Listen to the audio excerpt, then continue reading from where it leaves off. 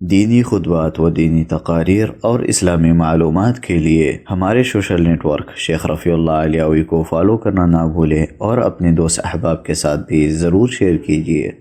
السلام علیکم ورحمۃ اللہ وبرکاتہ۔ الحمد للہ کفا وسلام علی عبادہ الذین اصطفیٰ، اما بعد۔ محترم سامعین و ناظرین، آج کی اس مجلس میں میری گفتگو کا موضوع ہے وقت کی قدر اور اس کی اہمیت، دوسری قسط۔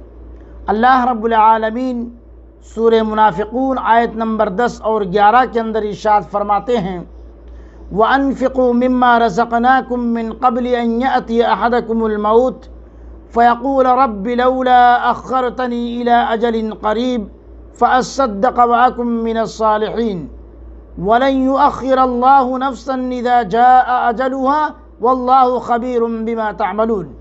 میرے بھائیو، اللہ رب العالمین اس آیت کریمہ کے اندر ارشاد فرماتے ہیں، اور جو کچھ ہم نے تمہیں دے رکھا ہے اس میں سے ہماری راہ میں اس سے پہلے خرچ کرو کہ تم میں سے کسی کو موت آ جائے۔ تو کہنے لگے، اے میرے پروردگار، مجھے تو تھوڑی دیر کی مہلت کیوں نہیں دیتا کہ میں صدقہ کروں اور نیک لوگوں میں سے ہو جاؤں۔ دوسری آیت کریمہ کے اندر اللہ رب العالمین فرماتے ہیں، اور جب کسی کا مقررہ وقت آ جاتا ہے پھر اسے اللہ تبارک و تعالی ہرگز مہلت نہیں دیتا، اور جو کچھ تم کرتے ہو اس سے اللہ رب العالمین بخوبی باخبر ہے۔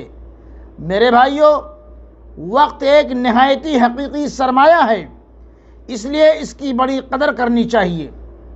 اس نعمت عظمیٰ کی قدر کے لیے ضروری ہے کہ ہم صبح سے شام زندگی میں جس قدر مشاغل ہیں ان کے لیے نظام الاوقات مرتب کریں، ٹائم ٹیبل کی ترتیب دیں تاکہ ہر کام مناسب وقت پر آسانی سے ہو جائے۔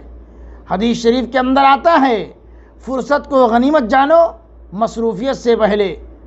اس لیے میرے بھائیو، اللہ رب العالمین سے ہم دعا کرتے ہیں کہ اللہ رب العالمین ہم سب کو وقت کی قدر کرنے اور اس کی اہمیت کو سمجھنے کی اللہ توفیق عطا فرمائے۔